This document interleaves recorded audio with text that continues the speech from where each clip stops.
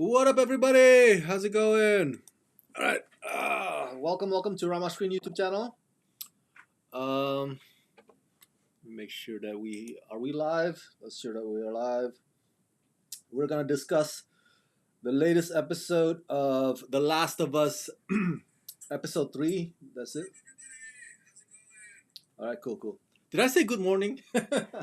I meant to say good evening. Um, tonight's episode was dedicated. And by the way, tonight's episode is like an hour and 15 minutes. So I'm assuming that many of you are still watching that episode as we speak right now. And that's fine. If you want to catch this video after you're done watching the episode, that's totally cool too. Or you can chime in at the same time, whatever you like. Tonight's episode was dedicated to actress Annie Wersching. This lady right here. Now, let me make sure you got to see it. There you go. Annie Wersching. She is a wonderful actress. Um, if you're like me and you were a fan of Marvel's old series Runaways, remember that? Runaways? It ran for 3 seasons on Hulu. She played one of the mothers on that show. And she was also on 24 series with Kiefer Sutherland as Jack Bauer, if you remember that. But she's mostly remember she is mostly remembered for her role as Tess on the Last of Us video game. So tonight's episode was dedicated to her. She passed away earlier today. Now HBO gave me the screener to episode 3 this past Thursday. So the screener, when I watched episode 3 this past Thursday, it didn't have in memory of Annie Wersching, at the end of it on the credit. It didn't have that. It didn't have any, because obviously Annie passed away today, not Thursday. So clearly they added that on today as soon as they heard of the passing of Annie Wersching. She played Tess on the video game, played as in she voiced the character and she did motion capture performance for the character for the video game. So that's double the duty. She really, she was Tess before Anna Torf became Tess. You know what I'm saying? So it's a huge blow. It's a big hit to the fans of the video game The Last of Us. I think Naughty Dog released a statement as well a few hours ago in memory of Annie Wersching or to commemorate her. So it's definitely a very bittersweet episode because of her passing today. And she's only 25. No, I'm sorry, 25. She was only 45. I said 25. 45, but that's also young. 45, I mean, like, I'm 40 this year. That's 5 years older than me, she was. My God, you just never know when it's your time to go. Lisa Marie Presley last week died at 54 years old. That's also young. Heart attack. You just never know when your time or when your clock has run out, I guess you could say. So yeah, my heart goes out to Annie Wersching's family, who are obviously grieving. I saw Annie Wersching in person back at LA Comic Con 2019 when she and the rest of the cast of Runaways were there, and she was pregnant with her third son. She was pregnant that day, big belly. So she left behind 3 kids, 3 sons, and man, I just can't imagine how sad they must be right now, or how devastated they must be feeling right now. So anyway, Annie Wersching, The Last of Us video game actress, rest in peace. Okay, let's talk about tonight's episode. Bring it back to okay. Here we go. Spoiler alert. Okay, spoiler alert. This video contains spoilers. This review tonight is mainly for those of you who have already watched tonight's episode 3, episode about Bill and Frank. Okay, if you haven't seen tonight's episode, stay away and then come back to watch this video after you've seen tonight's episode. The Bill and Frank saga on tonight's episode was an interesting one. And it was very meaty and beefy and like substantive, like very lengthy as well. Like I said, an hour and 15 minutes runtime. Um, it started and ended with Joel and Ellie, of course, their journey. But in the middle of it, it was this big story arc about Bill and Frank. Bill is played by Nick Offerman. All right, where's my where's my Parks and Recreation fans out there? And Frank is played by Murray Bartlett. He is an Australian actor. You may have recognized him from The White Lotus or Welcome to Chippendales on Hulu. He's a fantastic actor, and I wanna don't quote me on this. I might be wrong, but I think he in the real life, in person, I think Murray Bartlett is gay. Um, and he has played gay characters many times in the past, including in Welcome to Chippendales, including tonight as Frank. So I posted on Twitter and on YouTube after I finished watching episode 3 this past Thursday. I said, and you may have seen it, I said that episode 3 was sweet and heartbreaking. And that's exactly what tonight episode 3 was. That's the only way to describe it, in my opinion. Yes, there were some scary moments with Ellie encountering the infected and at the beginning, and you know, but but for the most part, it was just this. I'm not gonna beat around the bush about it. Okay, it was a Brokeback Mountain episode, and I'm not saying that to make fun of. I'm saying that to say just like Brokeback Mountain, it was kind of like it kind of had the same arc. You know, these two guys, Bill and Frank, who met because they just happened to be uh, the only surviving people there. Just like the Cowboys, Jake Gyllenhaal and Heath Ledger, they're the only people around there shepherding the lambs or whatever, sheep, whatever it was. They're the only two people there in that vast area. And of course, in time, they get to know each other and they have their relations. And it was just very, very, very sweet. Very the writers did it. And a lot of you told me this when I posted this on Twitter on YouTube, and you guys said, Rama, that is a bit of a spoiler because on the video game, uh, Bill was only hinted as possibly gay. Like, it was not fully disclosed that he was gay on the video game. And I want to say, yeah, I'm sorry, I didn't know that.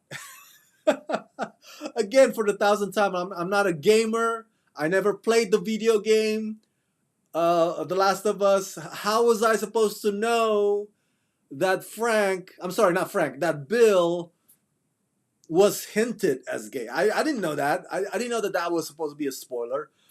I know they had the preview last week for tonight's episode, and it kind of gave you the idea or hinting that there's gonna be some sort of the plot would go into that direction, if you will. But I get it. I get it. A lot of people are like, oh, Rama, spoiler. Fine, fine. Okay, spoiler alert. And today's video right now is spoiler filled anyway. Um, but what I'm getting at is I love how the writers really take their time marinating this relationship between Bill and Frank. It doesn't feel rushed. Like I said, it's an hour and 50 minutes, and and I love that moment when Bill played the piano. It's a famous song, by the way. It's a classic, famous song. I forgot what it was. We can Google it later. Very, very classic song. It's an old song. Okay, I can't remember it on top of my head right now. But he played the piano. He sang that song, and that's the moment where like, oh, it clicks between them. Like, oh, because he said like I didn't think about a girl when I was singing that song. Oh, psh. and and then the chemistry throughout this, because we also saw the scene of them arguing with each other, because Frank wanted to bring company to have a little house get together. Bill doesn't want that. Bill's more an introvert. So we get to see the ups and downs of this relationship. You know, it's not just about surviving. It's not just about attacking whoever trying to get to their compound or their premises. Um, it's the ups and downs that every couple go through. You know, there's the happy parts, there's the arguing parts, there's a we're on the same page part, and there's a disagreement part. Um, all of that we saw on tonight's episode, and that's really really cool. I think, in my opinion. Um, I also mentioned on my Twitter post and my YouTube post, and you guys saw this, that I, as an Indonesian, I'm proud and happy that we were featured last week on the flashback scene of episode 2, represented by Indonesian actress Christine Hakim. Every Indonesian, we were like on Twitter, we were like retweeting my shit, and my Twitter post got lots of engagement from fellow Indonesians. I love that. I love that. Thank you, Indonesians. Thank you, my people. My fellow Indonesians. Thank you so much for the love on my Twitter posts, and we're proud of that. We are proud of that.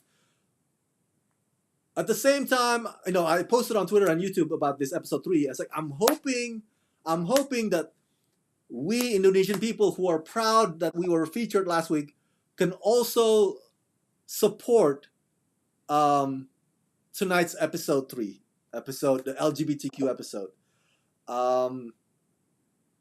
Unfortunately, that may not be the case because Indonesia, my country, as much as I love my homeland, they are very uptight and they are very conservative. Generally speaking, not all of the people there, but generally speaking, it's a very conservative, very religious country. And as one of my fellow Indonesians pointed out, Indonesians are also very fundamentalist in many ways.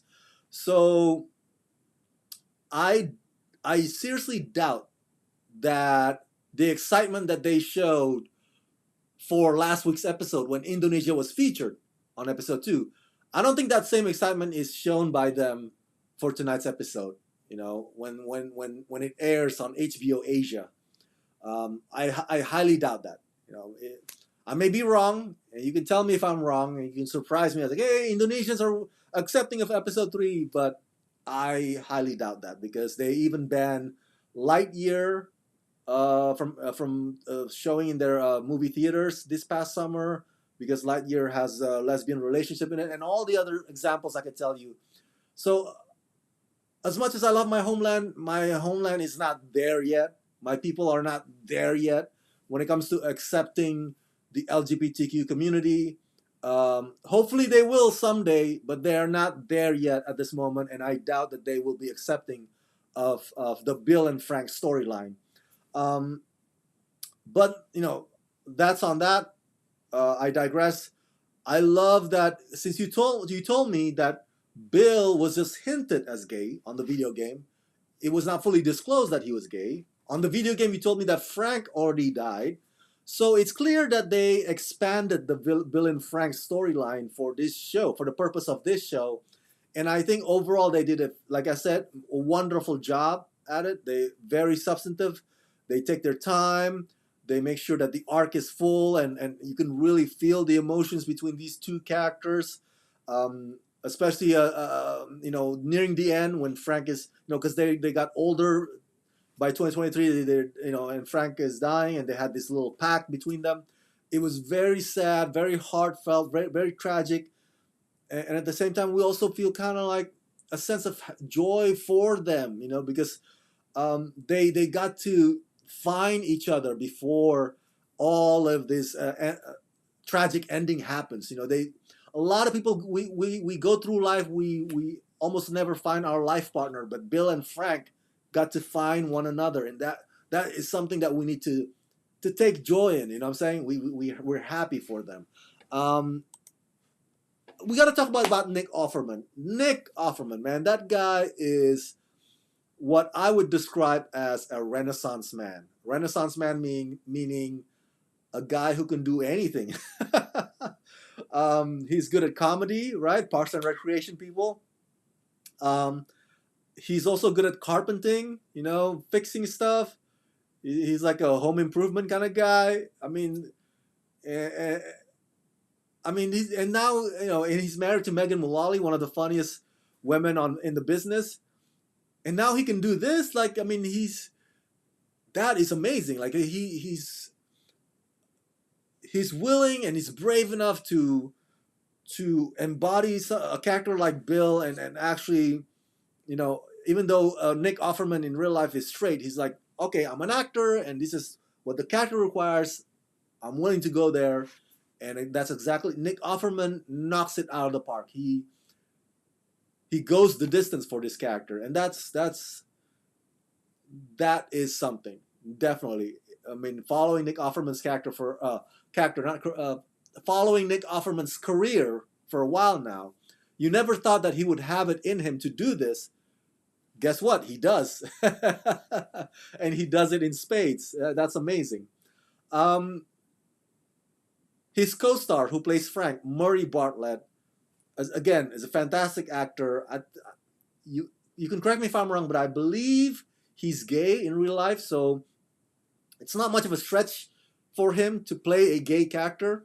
But um, but he's great, man. He won Emmy, I believe, for White Lotus, right? He's an Emmy winner. He's a fantastic, terrific actor, and the chemistry between him and Nick was so palpable. You were convinced. It's so believable. They really have you believe as if they could be an actual couple. You know what I'm saying? Like that's how convincing these performances are. But I also wanted to point out. Okay, so remember that in the middle of tonight's episode, there's a scene of Frank and Bill, Joel and Tess, having a tea and crumb together. Having their little brunch together, and Joel had a talk with Bill about like, oh, you need to strengthen your security because those people from outsiders might come and try to attack you. Remember that? Remember that scene? Okay, so of course, fast forward to 10 years later, after Bill and Frank tragically died in the upstairs bedroom, and Ellie read the letter that Bill had written for Joel. In the letter, remember in tonight's episode, the letter said something along the lines of, I'm paraphrasing this, but Bill basically told Joel in the letter, hey Joel, I knew you would get this letter because you're the only one who knows where I put all the traps around. Where the booby traps around the my home, my area. That's what the letter said. Now that cracked me up because it's been 10 years since the last time they saw each other. Since that brunch. Really, you keep the same traps on the same locations, the same spots for 10 years. You're not trying to create new traps or maybe move them around, or maybe after the attacker comes, like, oh, that trap right there doesn't work anymore because that bastard already tried to get through it. So we gotta make new ones. What I'm saying is that what I'm getting at is, how in the world did Joel know his way around Bill's traps after 10 years of not seeing each other or not meeting each other? Like, how would you know? How would Joel have known if the traps had been, if there had been new traps or the traps had been moved around? Like, it's maybe I'm missing something there, but that could be one of the shows or one of the writers' loopholes or like missteps, if you will. Like, really, I get it. It sounds more endearing in the letter when Bill assumed that Joel knows the traps, because that would translate with that translates into Joel knowing Bill, or Joel knowing Bill and Frank, that they're friends. Because why? Because he knows his traps. He knows where the traps are hidden. But I'm like, come on, guys, come on, 10 years, and really, do you really expect me to believe that the traps, there's no new traps, or the traps that have not been moved around? So anyway, but that's just a little hiccup. Um, but I think overall, and I'm gonna end on this. Tonight's episode was just wonderful. It was sweet. It was not scary horror movie. Kind of like last year when the infected were like chasing them around in that building. Tonight's episode was a Brokeback Mountain episode. I'm not saying that to make fun of. It's a compliment from me to the episode, because I love the movie Brokeback Mountain, and that's what the episode was. And so it's really really cool. Obviously, the difference is that the Mountain was forbidden love. Right at the end, they were not able to kind of be together. Tonight's episode ends wonderfully, tragically because they died together, but also wonderfully because they found each other, and that's something to take joy in. It's sad that it seems that we're not gonna see Nick Offerman ever again, because of what happened to Bill at the end of tonight's episode. I'm sensing that from what you told me, you guys played the game. You told me that Bill met Joel after Frank died in the video game, right? So if that's the case, that means the show is taking its own different course than the video game when it comes to this storyline specifically. Um, and that's good. Like I said in last week's episode, I hope that not every episode is just a carbon copy, play by play emulation of the video game. Because that would be like, really? That's all you do? And that's how you grade this as the best video game adaptation, if they actually just recreate every single thing from the video game? The show needs to have its own path as well. Not all the time, but at least has its own kind of DNA. And it seems like from tonight's episode they're doing that.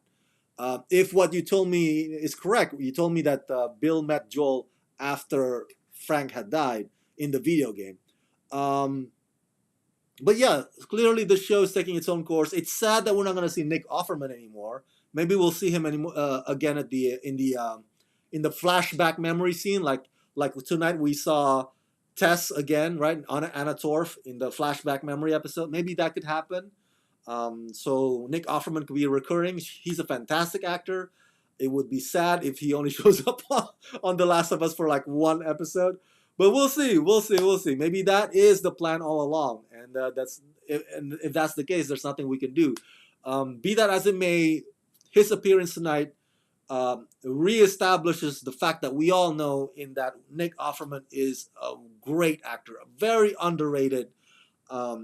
Murray, of course, is already an Emmy winner, but Nick Offerman needs to be showered with lots of accolades, and hopefully tonight's episode could be the thing that would, tell the Television Academy voters, to remember him come the next Emmy Awards. Definitely great performance by Nick Offerman. That's it. That's all I have on my notes. Again, tonight's episode is dedicated to